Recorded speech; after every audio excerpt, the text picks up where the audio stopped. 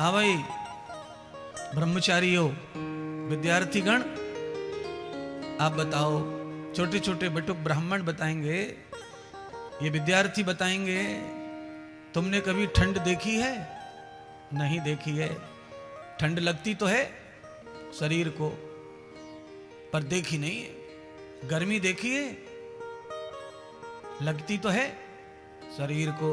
अर्थात चमड़ी जो है वो ज्ञान इंद्रिय होती है, उसको सर्दी और गर्मी का अनुभव होता है। ज्ञान इंद्रियों को ज्ञान होता है सर्दी अनुभव का, गर्म का। जब गर्मी और सर्दी का अंदर ज्ञान जब होता है तो ये ज्ञान इंद्रिय को होता है। रूप का ज्ञान आंख इंद्रिय को होता है, वो भी ज्ञान इंद्रिय है। 5 ज्ञान इंद्रियां हैं, इनको 5 प्रकार के रूप, रस, गंध, स्पर्श, शब्द, इन विषयों का ज्ञान होता है। ऐसे ही अंदर चक्षु प्रवर्तते, आंख बंद करके जब अंदर का चक्षु जागृत होता है तो परमात्मा का भी आपको अनुभव होता है। और वो अनुभव किसी किसी को होता है, सबको होने वाला नहीं है। और मैं चाहता हूं कि आया हूं तो सबको ही उसका अनुभव हो जाए। इतनी मेहनत मैं करूं 7 दिन कि आप सबको उसका अनुभव हो जाए, उस परम प्रभु का, उस भोलेनाथ का, उस रुद्र भगवान शिव का।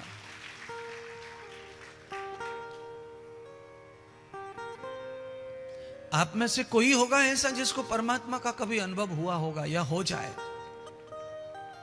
हो जाएगा। इसीलिए ज्ञान और सत्संग की जरूरत है कि अनुभव हो जाए परमात्मा का। आप सबको हो जाएगा, पर उस अनुभव के लिए आपको अजूबा चाहिए, आपका नेत्र, परमात्मा का नेत्र चाहिए, या तो सतगुरु की दृष्टि चाहिए आपको। अगर गुरुदेव की दृष्टि शिष्य को प्राप्त हो जाती है तो उसे साक्षात ब्रह्म दर्शन होने लगता है। कैसे? जैसे महाभारत में संजय और विदुर, संजय और धृतराष्ट्र, ये क्या कर रहे हैं? धृतराष्ट्र अंधा है और धृतराष्ट्र अंधा होके भी महाभारत को देख रहा है घर बैठे, कुरुक्षेत्र में है नहीं वो। जैसे हमारे यहां कैमरे लगे हुए हैं और पूरा विश्व टीवी पर कथा देख रहा है, ऐसे ही उस समय मशीन के द्वारा संजय उस समय बहुत बड़े वैज्ञानिक थे। संजय ने सारा माइक्रोफोन लगा दिया कान में धृतराष्ट्र के, और पल पल की जानकारी मिल रही थी। लाइव टेलीकास्ट महाभारत का युद्ध चल रहा था और बिना के धृतराष्ट्र सब देख रहे थे। ब्रह्म यज्ञ करने आओ तो कथा सुनने आओ, देव यज्ञ करने आओ तो आहुति डालने आओ। 84 लाख योनियों से मुक्ति मिल जाती है यज्ञ की परिक्रमा करने से। माताएं, बहनें, बंधु हाथ में कोई पदार्थ लेकर के एक परिक्रमा पर एक पदार्थ पात्र में डालते जाते हैं। चाहे वो फल हो, फूल हो, चाहे वो काजू हो, बादाम हो, चाहे वो मूंगफली हो, चना हो, चाहे वो रेवड़ी हो, चनौरी हो, कोई भी प्रसाद हो, उससे आप परिक्रमा, यज्ञशाला की जब परिक्रमा देते हैं तो इसमें कहते हैं वैवत पुराण में कि 84 परिक्रमा से मुक्ति मिल जाती है। 84 लाख योनियों के भटकने से आदमी बच जाता है। और देखो कितना सरल उपाय हमारे भरत जी ने तैयार कर दिया आपके क्षेत्र के लिए। आओ और परिक्रमा दे जाओ और मुक्त हो जाओ। कठिन काम, दुर्लभ काम किया है, और यह है तो दुर्लभ ही। मकान बनाना दुर्लभ नहीं है। आपने प्लॉट खरीद लिया, यह भी दुर्लभ नहीं काम। रोज मजदूरी करने वाला भी मकान बना लेता है, प्लॉट खरीद लेता है, छत डाल लेता है, घर को सजा लेता है, बच्चों का ब्याह कर लेता है, विवाह,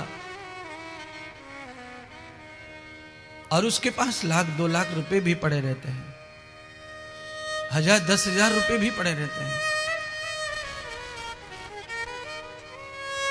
गरीब से गरीब आदमी के पास पैसा है, अमीर से अमीर आदमी के पास भी अगर कोई चीज नहीं है तो वो है ये सत्संग। दुर्लभम कृत्यान सत्संग भूयः, ये कर्म बड़ा दुर्लभ है।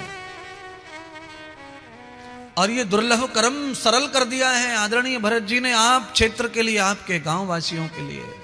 ऐसा दिव्य पांडाल, ऐसे महात्मा, ऐसे यज्ञ, ऐसे आचार्य आपके बीच लाए हैं अपनी पावन कमाई।